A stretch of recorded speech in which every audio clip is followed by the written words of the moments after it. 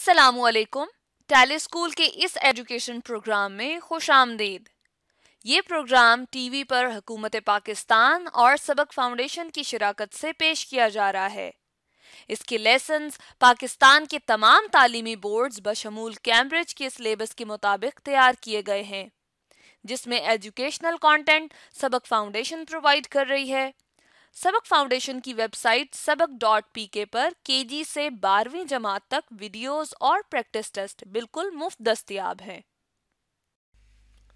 Physics lesson में आज हम टोटल इंटरनल रिफ्लेक्शन के टॉपिक को डिस्कस करेंगे, जो कि फेडरल बोर्ड पंजाब KPK की class 10th chapter number 12 geometrical optics में मौजूद है, और यही टॉपिक सिंध, बलूचिस्तान और कैम्ब्रिज की क्लास 10th में भी मौजूद है। इन वीडियोस को सुनने के बाद, देखने के बाद आपको टोटल इंटरनल रिफ्लेक्शन का कंसेप्ट और ऑप्टिकल फाइबर का इस्तेमाल करना और उसकी अंडरस्टैंडिंग अच्छे तरीके से समझ आ जानी चाहिए। आज के लेसन और इससे मुंसलिक तमाम वीडियो लेक्चर्स को घर बैठ के देखने के लिए आप sabak.pk की वेबसाइट पे जा सकते हैं और वहां फ्री वीडियो लेक्चर्स के साथ साथ प्रैक्टिस टेस्ट भी मौजूद हैं, जिन्हें देखकर आप अपने कॉन्सेप्ट्स को पुख्ता कर सकते हैं और इम्तिहानात में ट्यूशन लिए बगैर शानदार नंबर हासिल कर सकते हैं। ये सब कुछ sabak.pk की वेबसाइट पर बिल्कुल मुफ्त दस्तयाब है। स्टूडेंट्स, ये बात हम जानते हैं कि जब लाइट एक मीडियम से दूसरे मीडियम में दाखिल होती है तो उसकी डायरेक्शन चेंज होती है। यानी यहाँ से अगर आप देखें तो ये ग्लास है, यानी ये जो है ये मिरर है, शीशा है, ये सरफेस जिसको मैंने बाइसेक्ट किया हुआ है, और ये जो सरफेस है ये एयर है, यानी हवा है, ये रेयर मीडियम है। अब एक रे आपको पता है जो 90 डिग्री पे इंसिडेंट होती है वो अपनी डायरेक्शन चेंज नहीं करती, ठीक है। इसकी रीजन क्या है, हम इस पे भी हम बात करेंगे, जो कि हम ऑलरेडी कर चुके हैं रिफ्रैक्शन के केस के अंदर। अब अगर ये ट्रांसपेरेंट मीडियम है, आपको पता है ग्लास एक ट्रांसपेरेंट मीडियम है, तो अगर आप एक सर्टेन एंगल के ऊपर आप एक रे इंसिडेंट कराते हैं, फॉर एग्जांपल इस एंगल के ऊपर, तो इस केस में जो इसका एंगल ऑफ रिफ्रैक्शन होगा, यानी जो बेंड करेगी लाइट, फॉर एग्जांपल वो इस एंगल पे बेंड करती है, ठीक है, जो कि ओरिजिनल डायरेक्शन से डिविएट करिए। फॉर एग्जांपल अगर आप देखें तो ये इसकी ओरिजिनल डायरेक्शन थी। अब हम क्या करेंगे, यहाँ पे एक नॉर्मल ड्रॉ करेंगे। नॉर्मल बेसिकली एक परपेंडिकुलर है, जो कि हम जस्ट इस लाइट की डायरेक्शन को फॉर एग्जांपल मैं डॉटेड लाइन के अंदर ड्रॉ करता हूँ,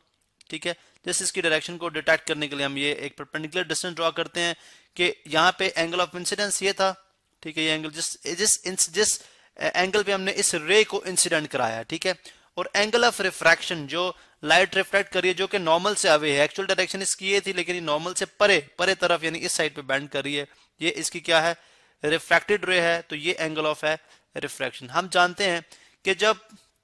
ray of light denser medium से यानी ग्लास से एयर मीडियम में या रेयर मीडियम में एंटर होती है, तो वो अब उस केस में जो एंगल ऑफ इंसिडेंस होता है वो एंगल ऑफ रिफ्रैक्शन से स्मॉल होता है, यानी एंगल ऑफ रिफ्रैक्शन ग्रेटर बड़ा होगा, ठीक है। अब ये अवे क्यों बेंड करती है, इसकी भी रीजन हम अभी आपको नेक्स्ट लेक्चर में जब हम इसको डिटेल में बात करेंगे तो हम इस पे बात करेंगे। इसी तरह से हम ये जानते हैं कि अगर आप ये देखें, अगर आप ये एंगल इंक्रीज करते जाएं, यानी एंगल ऑफ इंसिडेंस इंक्रीज करते जाएं, ठीक है, वो एंगल ऑफ रिफ्रैक्शन और इंक्रीज होता जाएगा, ठीक है। फॉर एग्जांपल चले यहाँ पे अगर हम देख ले तो ये एंगल ऑफ रिफ्रैक्शन और इंक्रीज कर गया। यहाँ पे मैं अगर एक परपेंडिकुलर ड्रॉ करता हूँ, ठीक है, एक परपेंडिकुलर ड्रॉ करता हूँ, ठीक है, तो आप देख सकते हैं कि यहाँ पे अगर आप एंगल ऑफ इंसिडेंस, आपके पास जो एंगल ऑफ इंसिडेंस आई था उससे बढ़ गया, जो कि आई प्राइम में कह रहा हूँ इसको, तो एंगल ऑफ रिफ्रैक्शन क्या हो गया, आर प्राइम। यानी जैसे जैसे एंगल ऑफ इंसिडेंस बढ़ रहा है एंगल ऑफ रिफ्रैक्शन भी बढ़ रहा है, यानी लाइट नॉर्मल से ज्यादा अवे बेंड कर रही है। फिर एक टाइम आएगा आप देखेंगे कि जब आप इस लाइट को इंसिडेंट करा रहे हैं इसके ऊपर, ठीक है, एक सर्टेन एंगल के ऊपर, लाइट यहाँ पे बजाय दूसरे मीडियम में जाने के इसकी बाउंड्री के ऊपर ट्रेवल करना शुरू कर देगी, लाइक दिस। अगर मैं आपको शो करूं यहाँ पे, तो लाइट इस तरह से मूव करना शुरू कर देगी, लाइक दिस तरह इसकी बाउंड्री पे मूव करना शुरू कर देगी। डिफरेंट कलर ले लेते हैं, चलें फर्ज करें हम यहाँ पे रेड कलर ले लेते हैं। लाइट यहाँ पे क्या करेगी, इसकी बाउंड्री के ऊपर मूव करना शुरू कर देगी इस तरह से।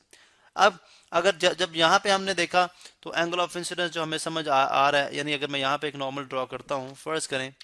यहाँ पे भी मैं एक नॉर्मल ड्रॉ करता हूँ, तो यहाँ पे जो मुझे एंगल ऑफ इंसिडेंस नजर आ रहा है वो समवट आई प्राइम से भी ग्रेटर है, ये बन गया आई डबल प्राइम। अब इसके लिए अगर आप एंगल ऑफ रिफ्रैक्शन देखते हैं तो वो एग्जैक्टली 90 डिग्री, अगर आप देखें तो एग्जैक्टली क्या है, 90 डिग्री का। अब हम कहते हैं जी कि वो एंगल ऑफ रिफ्रैक्शन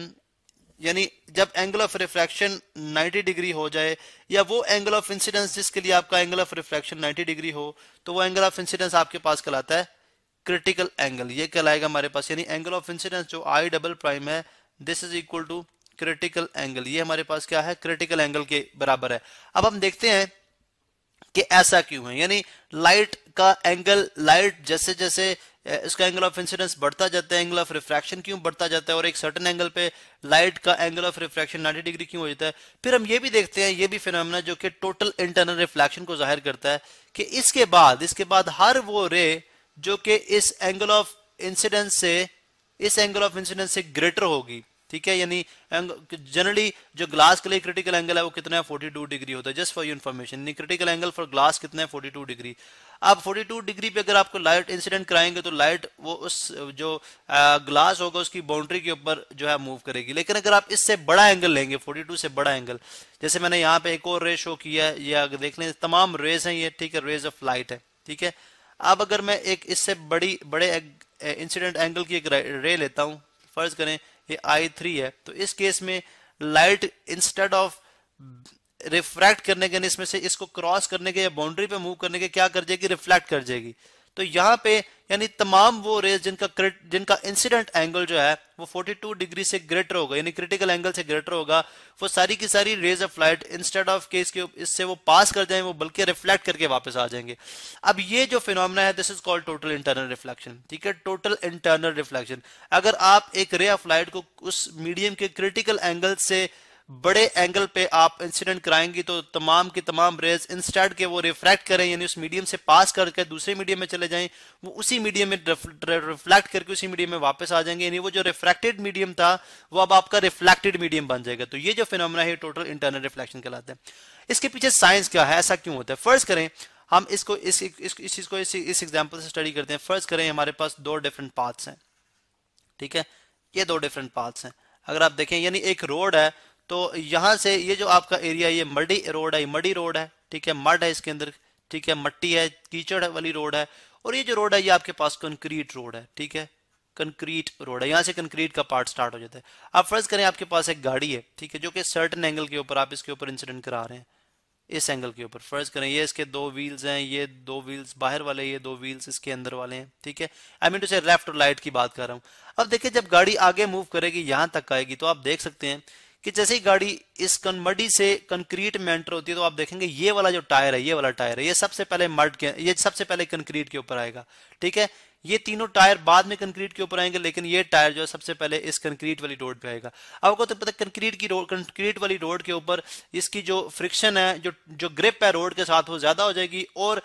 मूव तो सारे एक स्पीड के साथ करेंगे, मूव एक जितनी स्पीड के साथ कर रहे होंगे, लेकिन ये जो टायर है चूंकि इस रोड के साथ इसकी ग्रिप ज्यादा होगी तो ज्यादा तेजी से मोशन प्रोड्यूस कर रहा है। लेकिन ये जो टायर है, ये चूंकि मड के अंदर है तो इसकी ग्रिप मड के साथ इतनी अच्छी नहीं है, तो ये मूव तो उसी स्पीड के साथ करे, लेकिन ये उसके अंदर मोशन ज्यादा प्रोड्यूस नहीं करा सकता, इसलिए जो मोशन इस साइड से प्रोड्यूस हो रहा है वो ज्यादा है। इसलिए अगर आप यहाँ पे नॉर्मल ड्रॉ कर लें तो आप देखेंगे कि ये टायर जो है, जो कि ज्यादा तेजी से मूव कर रहा है, ये ज्यादा तेजी से मूव करता हुआ गाड़ी को दोबारा बैंड करा देगा। तो गाड़ी जो है वो अवे फ्रॉम, अगर मैं यहाँ पे शो करूं तो गाड़ी आपकी अवे फ्रॉम नॉर्मल बैंड करेगी, ठीक है, यानी इस डायरेक्शन में जाने के बजाय वो यहाँ से इस डायरेक्शन में मूव करना शुरू कर देगी। ये रीजन है कि आपकी जो रे ऑफ जो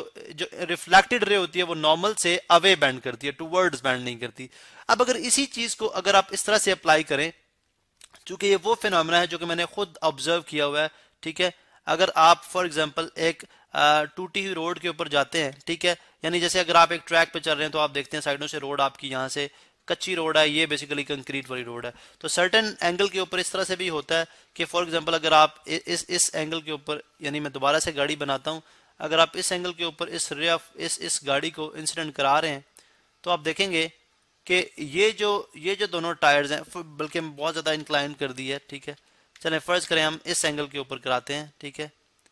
या चलें हम इस एंगल के ऊपर, चलें ये एंगल है, इसके ऊपर हम गाड़ी को अगर इंसिडेंट करा रहे हैं, ठीक है, डिफरेंस वही है कि ये मड है, ठीक है, और ये आपके पास कंक्रीट है। तो आप देखेंगे कि ये जो दोनों टायर हैं, जब ये टायर इस कंक्रीट के साथ टच होगा तो उस केस में ये टायर भी कंक्रीट के साथ टच हो जाएगा, ठीक है। तो आप देखेंगे कि यहाँ पे इस केस में जो आपकी गाड़ी है वो यहाँ पे टकराने के बाद ये बिल्कुल इस सिमत में चलनी शुरू कर देगी, क्योंकि ये दोनों टायर कंक्रीट के साथ टच हो, यानी कंक्रीट की बाउंड्री के साथ टच होंगे और ये कंक्रीट की बाउंड्री के ऊपर इस तरह से मूव करना शुरू कर देंगे। ठीक है, उस कंक्रीट की बाउंड्री के ऊपर मूव करेंगे। लेकिन अगर आप इसको इससे भी ज्यादा एंगल के ऊपर, क्योंकि ये ज्यादा मोशन प्रोड्यूस करा रहे होंगे, तो अगर आप इसको इससे भी ज्यादा एंगल के ऊपर इंसिडेंट करा दें, ठीक है, तो आप देखेंगे फॉर एग्जांपल, जैसे मैं अगर आप यहाँ को शो करता हूँ आपको इसी डायग्राम के अंदर, अगर आप इसको इस एंगल पे इंसिडेंट कराते हैं तो आप देखेंगे कि आप दोनों के दोनों टायर जो हैं वो क्या हो गया है, दोनों के, जब ये गाड़ी यहाँ पे पहुंचेगी तो दोनों के दोनों टायर आपके इस कंक्रीट वाली रोड पे पहुंच जाएंगे। लेकिन अब ये चूंकि दोनों मड के अंदर मौजूद हैं, अब मड के अंदर मौजूद होने की वजह से ये जो कंक्रीट वाले टायर हैं ये रोड पे ज्यादा ग्रिप होने की वजह से ज्यादा मोशन प्रोड्यूस कराएंगे। तो इस एंड से गाड़ी के अंदर मोशन ज्यादा प्रोड्यूस हो रहा होगा, इस एंड से कम हो रहा होगा, तो गाड़ी इंस्टेड ऑफ के वो कंक्रीट वाली रोड पे जाए दोबारा वो मड वाली रोड पे आ जाएगी। यही रीजन है जिसकी वजह से आपका ये जो एंगल जो कंक्रीट है, ये जो टोटल इंटरनल रिफ्लेक्शन का फिनोमेना अकर होता है। चूंकि हम लाइट को भी in the form of particle लेते हैं, क्योंकि अकॉर्डिंग टू न्यूटन लाइट जो है वो पार्टिकल्स पे मुश्तमिल करती है। आइंस्टाइन ने भी इनको पैकेट्स ऑफ एनर्जी यानी फोटॉन्स का नाम दिया है।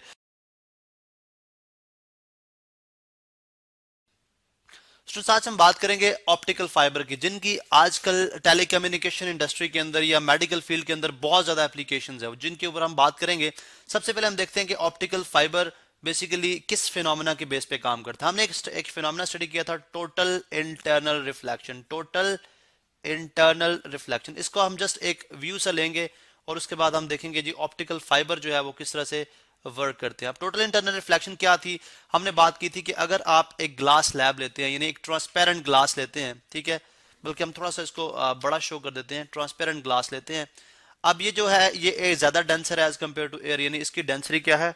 ज्यादा है। ये ग्लास है और बाहर जो है वो एयर है। हम जानते हैं कि जब रे ऑफ लाइट आपके डेंसर मीडियम से, ये फर्ज करें ये सोर्स ऑफ लाइट है, जब ये रे ऑफ लाइट आपके डेंसर मीडियम से इस तरह सर्टेन एंगल के ऊपर इंसिडेंस होती है, ठीक है, यहाँ पे देखें, ठीक है, तो अगर हम यहाँ पे नॉर्मल ड्रॉ कर लेते हैं, नॉर्मल मीन के वो परपेंडिकुलर डिस्टेंसेस ड्रॉ कर लें, ये हो गया, ये परपेंडिकुलर डिस्टेंस है, ये परपेंडिकुलर डिस्टेंस है, ठीक है। अब आप देखें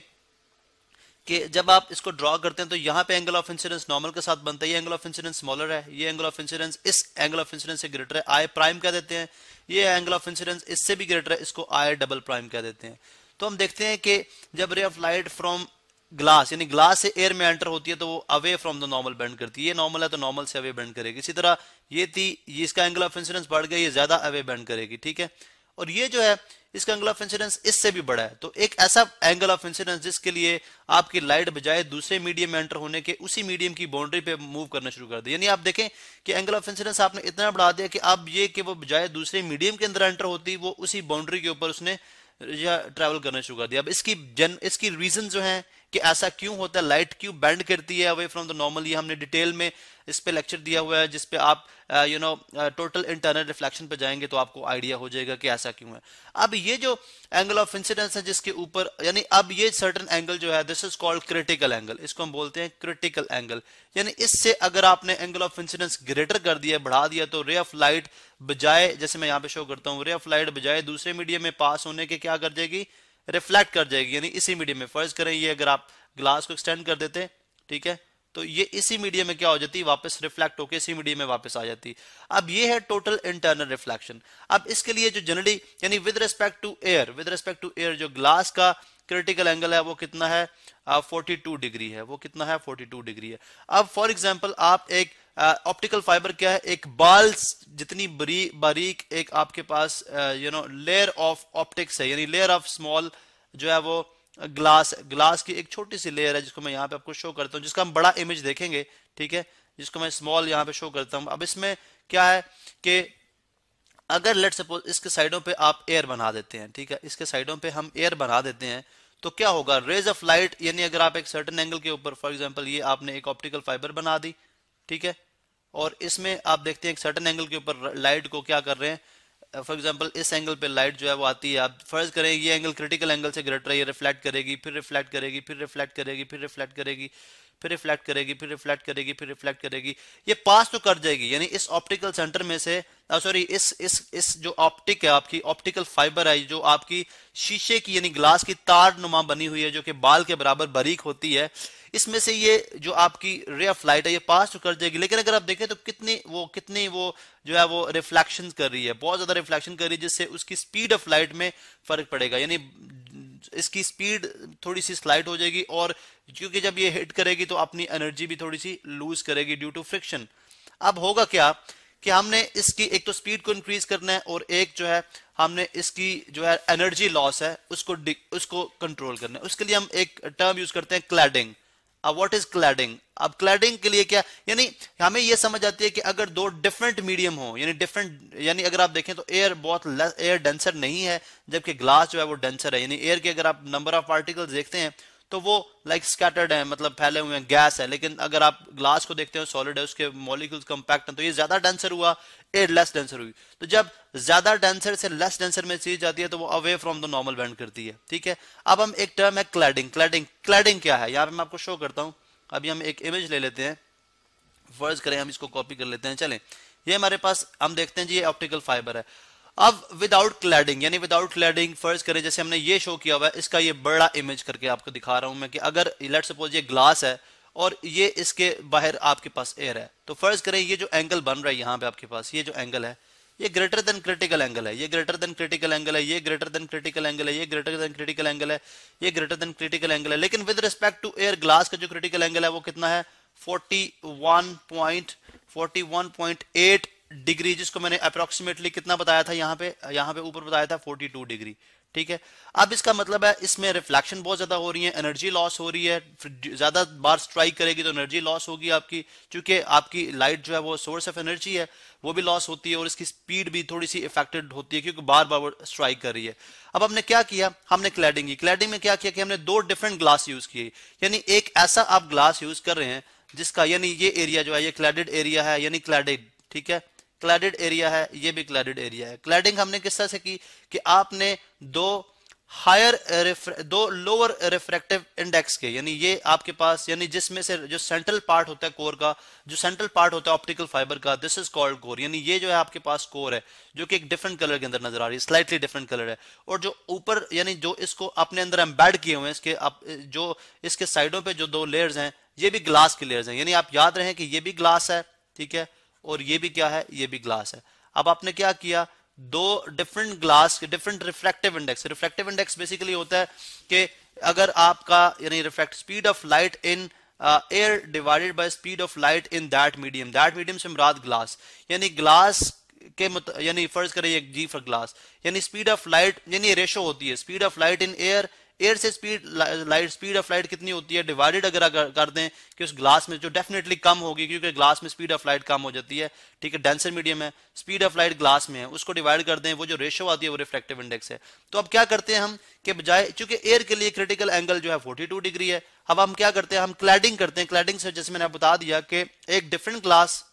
यानी ये ग्लास जो है येलो कलर के अंदर जिसको मैं लिख रहा हूं, ये इसका रिफ्रैक्टिव इंडेक्स कितना है 1.55 इसका रिफ्रैक्टिव इंडेक्स है, ठीक है, इसका रिफ्रैक्टिव इंडेक्स कितना है 1.55। और जो क्लैडेड एरिया यानी ये रीजन और ये रीजन, मैं डिफरेंट दोबारा से शो कर दूं, ये रीजन, ठीक है, और ये रीजन, इसका रिफ्रैक्टिव इंडेक्स कितना है 1.45, यानी इसका लोअर रिफ्रैक्टिव इंडेक्स है और जो कोर है उसका हायर रिफ्रैक्टिव इंडेक्स है। अब हायर रिफ्रैक्टिव इंडेक्स आपने जब यूज किया तो आपका क्रिटिकल एंगल जो कि पहले एयर आपका